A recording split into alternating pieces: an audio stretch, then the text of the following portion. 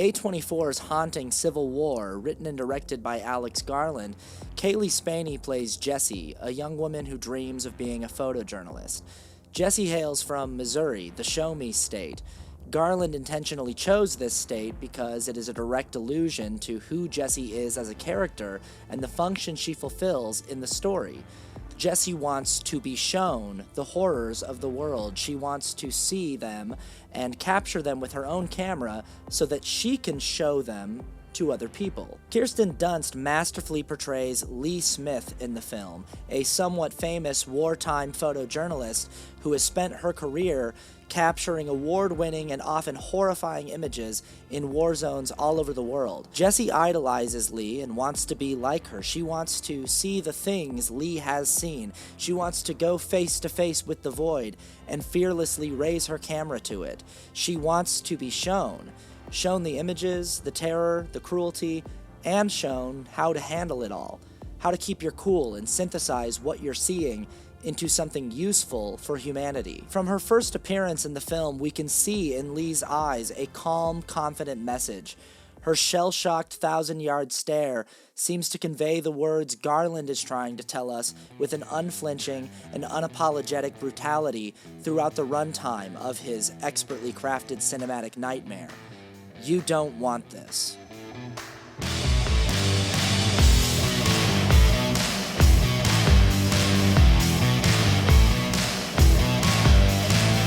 So I was farting around on Twitter the other day, and yes, I call it Twitter because I believe in dead-naming that platform in perpetuity, if only to bother podcast bros who worship its current owner, but I was scrolling around on there because, I don't know, there's a part of my psyche that still kind of hates me despite years of therapy. If you haven't spent any significant time on Twitter in the last couple of years, it's really become a kind of new 4chan for the 2020s. It's sort of the home for all of the internet's worst people, worst thoughts, worst impulses, and worst imagery. I mean, Twitter was never a great place. There was always plenty of ugliness on there, but since the company was taken over by Mark Cyber Truckerberg, it's all just gotten, well, worse. Recently, my Twitter feed was ablaze with post after post of people who were extremely upset with a 14-year-old child named Lexi Bonner.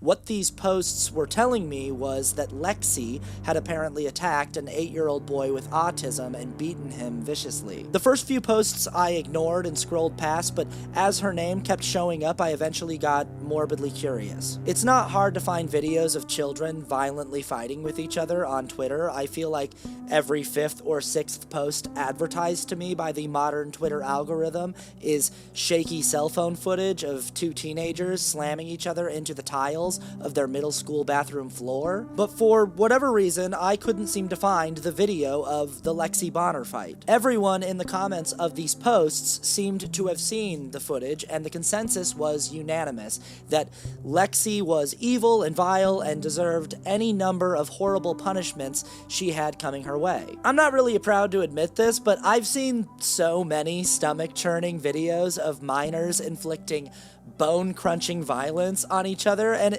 it just made me wonder what could be so bad about the Lexi Bonner video that it had seemingly been scrubbed from the front pages of the internet, that you would really have to dig to find it, even in a cesspool like Twitter. Surely her actions were bad, but were they so bad that she deserved to be doxxed? So bad she deserved to have people posting videos of other kids her own age jumping her and brutally beating her in retaliation? Look, again, I'm not proud of the time that I spend doom scrolling on Twitter and looking at ugly things. I'm not proud of that, and I'm not proud to admit that there was a part of me that really wanted to find and look at this video. I felt like I needed to see it. I think I believed that if I could see it, then I could understand it. the whole situation. I could understand the internet's reaction to it, and maybe, I don't know, I could even get a glimpse into the soul of this young girl everyone was so mad at, get an idea of what informed her behavior. Was she pressured into this? Was she showing off? Did she show any hesitancy or remorse, or did she seem to revel in her actions? After some digging, I finally found the original footage, and I can say with full confidence that I now wish I'd just kept scrolling past the Lexi Bonner posts that had initially piqued my interest. It's not necessarily that Lexi is doing anything in this video to her victim that is any more violent than your average schoolyard fight video. It's more the asymmetry that's particularly disturbing. Usually in these videos, it's two teenagers who are roughly the same size and age, and each throwing blows and battling for dominance over the other. But in the Lexi Bonner video, it's just one child who is visibly older and has a clear physical advantage, relentlessly beating and taunting a smaller child who is screaming and begging for her to stop. It's the way her victim doesn't fight back. It's the way he can't fight back because he is entirely unequipped to do so in an effective way. It's the voices of the children filming and laughing as the boy screams in anguish. I don't think I really learned anything profound or important from watching that footage. At least not anything I didn't already know. Some part of me decided I wanted to see it, decided I needed to see it. But as soon as I was shown, I realized there was nothing there for me to look at but chaos and pain. The footage of Lexi Bonner's attack on a helpless child was undoubtedly disturbing and entirely unpleasant, but several days later, the question still remains: if I could do it over again, would I make a different choice? Would I choose not to look? Would I be better off if the darkness inside me had demanded, show me what I want to see, and I had simply responded, no? In Civil War, the character Jessie is us. She was raised watching gruesome imagery on a screen she carried with her everywhere, raised in an era where movies and TV shows were becoming more and more capable of depicting increasingly realistic images of violence and horror. She seems to have a strong conscience and a strong sense of social responsibility. She believes that while videos like the Lexi Bonner fight may be unpleasant, they are nonetheless important to see and to not look away from. An active genocide, for instance, is certainly not an entertaining or inspiring thing to watch. It's demoralizing, heartbreaking, and soul-shattering to look at most of the time, but that doesn't mean we shouldn't look. Jessie believes that through seeing, we can hope to understand, that perhaps through seeing, we can be radicalized and changed, and she knows that in order for us to see, someone has to collect the images. Someone has to show us. Jessie approaches Lee early on in the film with an admirable eagerness and determination to be that someone. She hopes to join Lee and her colleagues on a treacherous road trip from New York City to the front lines of the raging war in the fractured nation's capital. If Jessie is us in this road trip scenario, then Lee and her colleagues are stand-ins for Alex Garland and his creative collaborators. We saw the trailer for this film. We felt the tension and the terror in it. We saw how chilling and fucked up it all looked. Just like Jessie is very familiar with Lee's career and body of work, we may even be big fans of Garland's previous work. We may have seen one or all of his previous films, and with all of that information, we approached the theater, paid for a ticket, got our popcorn and soda, sat down in a reclinable theater chair, and said, "Show me." And Garland, the already well-established professional visual storyteller, is looking back at us in this film with the same unflinching thousand-yard stare Kirsten Dunst has as Lee, and he seems to be saying, "All right, I'll show you, but I honestly don't think you're going to like it." Jessie is also a good stand-in for us because on some level, we all seem to want to be photojournalists these days. We are all documenting our lives at an unprecedented rate, and we all seem to feel a need to show others what we are seeing, to show them life through our eyes. We go to concerts and we film 70% of the show, even though we see 500 other people simultaneously doing the same thing. We know that what we are seeing is already being broadcast to the wider world. There is no shortage of cameras being pointed at this event. Several other people are already capturing the moment and sharing it with the internet. But in today's world, it's not enough that other people simply see the event. We want them to see specifically what we see. Jessie knows that Lee Smith and her colleagues are more than capable of documenting the war, of getting the right shots with the right composition. But Jessie doesn't want to be shown what is happening through someone else's lens. She wants to be the one doing the showing. She wants to be the storyteller. She wants the world to see what she sees. In a world where everyone carries a high-quality camera in their pocket everywhere they go, we've all become not only amateur photojournalists, but amateur filmmakers as well.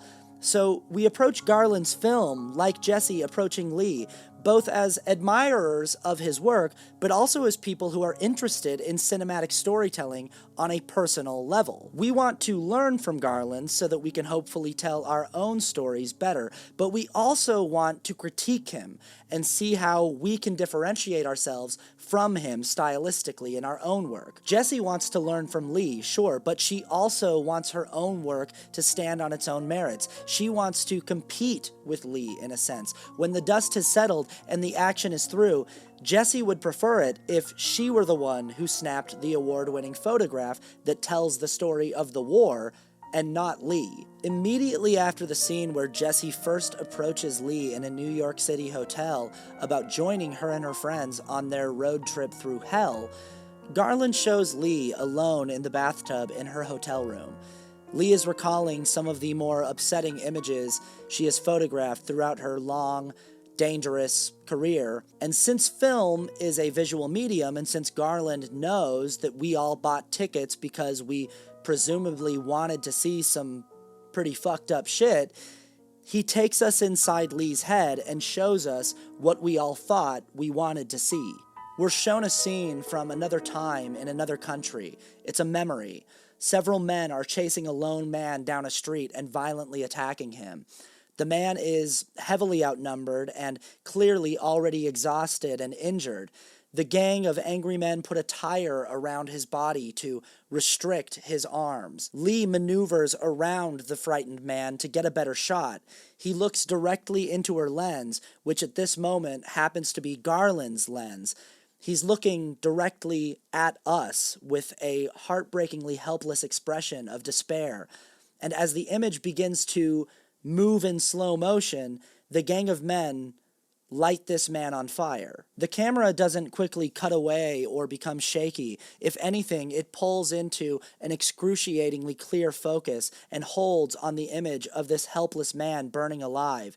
It doesn't appear to be computer-generated in any obvious way. It looks and feels entirely real. It is genuinely one of the most gutturally upsetting and haunting images I've ever seen in a film, and it takes place around the 15-minute mark. This moment feels as though Garland is looking directly at us and saying, "You can still get off the ride if you want to. You don't have to stay. You can go home and no one would blame you.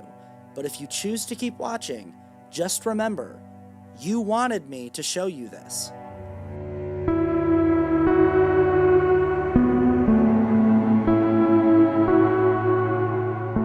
Civil War is a pretty well-reviewed film and is on track to make a profit at the box office despite being A24's most expensive release to date. But one of the most common criticisms of the film so far centers around Garland's choice to be deliberately vague about the cause of the central conflict and the political climate of this fictionalized version of America. Some people feel that Garland missed an opportunity to say something with his film about the current state of American politics, about the dangers of authoritarianism, about the importance of democracy and the rule of law.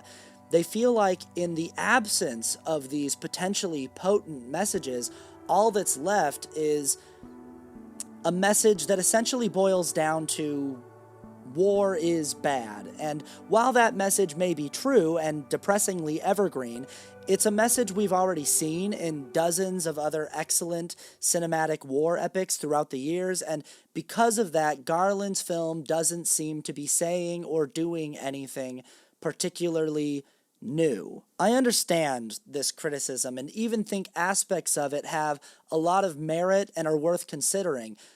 However, I think overall this criticism fundamentally misses the mark. Garland's film isn't just about how bad war is. I mean, yeah, that's obviously in there, but that's all pretty squarely on the surface. It's like the most obvious observation that can be made about the film. And I can totally see how, given the marketing for this film and even the title of the film, there could be a reasonable expectation for a movie that is going to be blatantly and unapologetically political, a film that will take a definitive stance and editorialize on who is right and who is wrong and deliver a compelling argument as to why.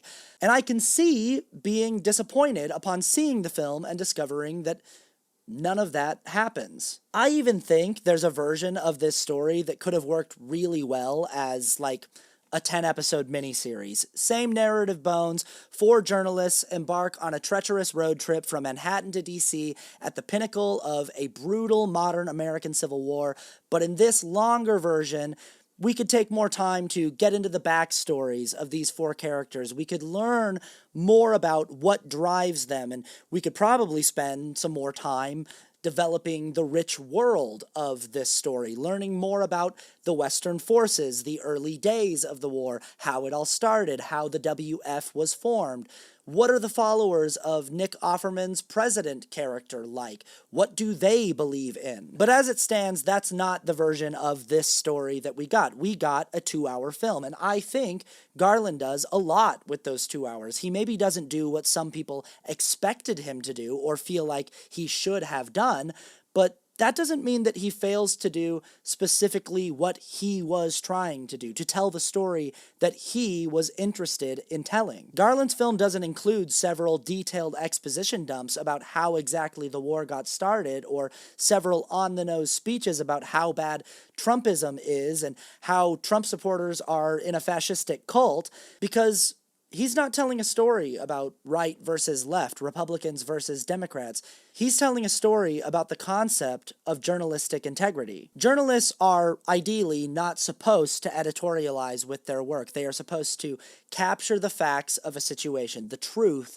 of an image, and then simply relay those facts and those images back to the public and let them decide how they feel about what they are seeing. A good photograph shouldn't have an opinion or an agenda.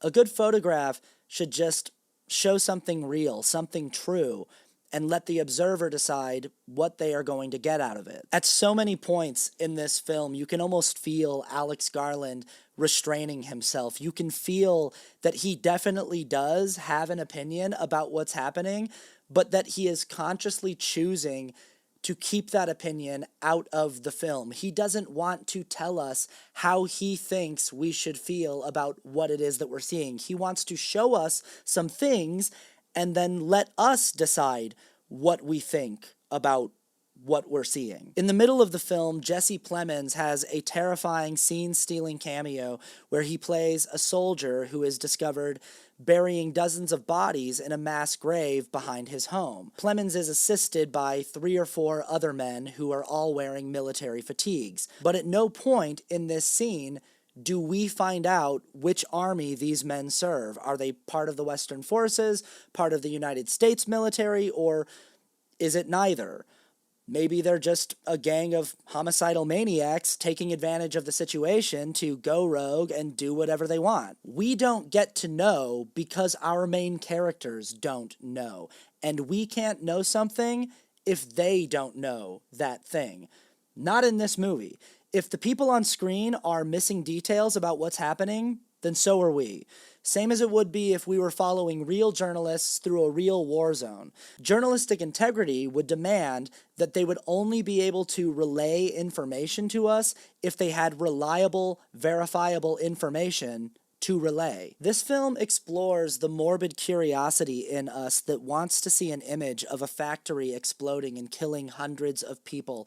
The part of us that can't stop looking at images of planes full of people being deliberately flown into buildings full of people. The part of us that hears a story about a young man self-immolating in front of an Israeli embassy and goes looking for the footage of him burning alive and screaming his protest message, "Free Palestine," through the unbearable pain of his final moments. There's a moment in the film where Lee tells her colleague Sammy, played by Stephen McKinley Henderson, that every time she went to a war zone and sent back an image of what she saw there, she thought she was sending back a message telling people, "Don't do this." A lot of people see this scene and assume that it's the central thesis for the film, that Garland is saying, "Don't do this." And by this, he means war. Don't do war. You think you're tough, you think you can handle it, but you aren't and you can't. You don't want this. And I'm not going to deny that that's definitely one of the major messages in this film. That's definitely part of what Garland is saying when his stand-in Lee says, "Don't do this." But I think if you asked most people whether they'd actually want to be in a situation like the one this film is dramatizing, or whether they'd actually want to be in an active shooter scenario or in the immediate vicinity of a suicide bomber, most people would say, of course not. I want to be as far away from that as I possibly can. And I think Alex Garland knows this. He knows that there might be some people in his audience who fantasize about how badass they'd be in a war scenario, and he maybe aims at convincing them they don't actually want the thing they think they want. But I think more importantly, he knows that the majority of people who are going to see his film already want nothing to do with that level of violence. But that doesn't mean that we aren't still helplessly curious about looking at it. We still want to see what it looks like. We want to feel it vicariously through the images on our screens. And we are conflicted about this. You might even say we have an internal civil war going on between our desire to feel safe and our desire to feel awake, aware, and alive. On one hand, we feel a responsibility to look at and share disturbing images in order to stay socially conscious and aware of the grim realities in the world around us. And on the other hand, we feel that in an attention economy, every bit of attention we pay to tragic events almost ensures that they will continue. When we publicize the acts of a mass shooter for weeks, we are inadvertently telling the next mass shooter that their efforts will not go unnoticed. They will be seen and felt. By giving these things our strict attention, we are saying that they are important, and by making them important, we are energetically sowing the seeds that will ensure they continue to happen. Now, we might not fantasize about being a soldier with a gun fighting for our lives against some enemy force, but we may fantasize about being the person who gets to document something like that. We live in a world where nothing big happens without at least 20 people filming it. The more horrific the scene is, the more cameras there will undoubtedly be out and rolling. We're so buried in our phones. Lee blatantly does not want Jesse to join her and her colleagues on their road trip to Washington, D.C. The only reason Jesse even gets a seat in their car is because Lee's friend Joel, played brilliantly by Wagner Moura, offers her one. But Lee is very vocal about not wanting Jesse to go with them, and her reasons for this are complex and varied. On one hand, she's definitely concerned about Jesse's physical safety and well-being. She knows that where they are headed, there is a not at all insignificant chance that Jesse could be seriously injured or killed. But she's also concerned about the mental and emotional cost that Jesse will no doubt pay for joining them. Lee knows from firsthand experience that if Jesse doesn't die, one of two things will almost certainly happen. Either Jesse will be irrevocably traumatized by what she sees and become psychologically broken as a result, just a barely functioning shell of who she once was, or she'll adapt to the environment and become a junkie, which, as we come to find out, is more or less who Lee and her friends are. They're addicts. They're people who have spent so much time staring into the void at point-blank range that they've become not only indifferent to it, but kind of dependent on it. At one point, Jesse, who, remember, is the narrative stand-in for us, is reeling after seeing one of her first really shocking and upsetting images of the road trip. She starts asking things like, who were those guys? Are they going to kill them? Should we have done something? And Lee, the stand-in for Garland, tells her that if she asks questions like that, she'll spiral out of control and won't be able to do her job effectively. It's not her job to know the answers to those questions. It's her job to capture the images and tell the story. When I saw the slow motion image of the man burning alive in the tire, my palms started to sweat, and I started to wonder if I was going to make it through the whole film. As Jessie was on screen experiencing her visceral reaction to what she was seeing, I was having the same reaction in the theater. At one moment, Jessie vomits into her own lap, and I genuinely worried I might do the same. Nevertheless, Jessie chooses to keep her seat in the car, and I obviously chose to keep my seat in the theater. Ultimately, I feel like what we have here is a filmmaker who is not interested in telling us a message as simple and obvious as war is bad, but rather who is interested in asking several complex questions without any clear answers. Questions like, when something bad happens, does it need to be filmed or photographed in order for it to have meaning and value? And if the answer to that question is, yes, it should be filmed, it's important for these things to be documented, then I suppose the next question that would follow is, okay, but does the exact same horrible event need to be filmed by 300 separate cameras? Is the human desire to get the best shot or the best angle in service of humanity or in service of the individual ego? Or how about a question like, is it healthy to seek out images like this at all? You could reasonably say that whether it's healthy or not is besides the point. It's important that we see certain things so that we can understand what the world is really like. But the follow-up question to that would be, is there a limit to what any one person should reasonably be exposed to in a single lifetime? Maybe it's good or healthy for the average person to stare into the void from time to time, but how much time is too much time? Is there such a thing as too much time?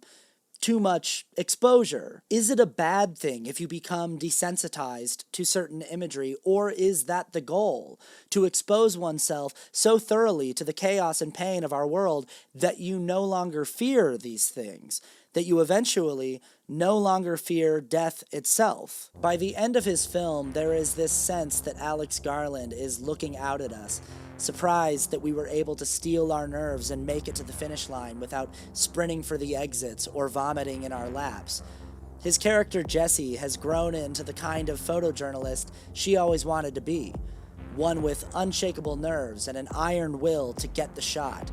And we have proven that we can handle looking into the abyss, even if it's grotesque and a little uncomfortable. Early in the film, Garland seems to be telling us to turn around and go back the way we came, confidently staring into our eyes and saying, "Trust me, you don't want this." But now, he seems to finish that opening statement with a humble and chilling thought. Then again, what do I know? Maybe you do.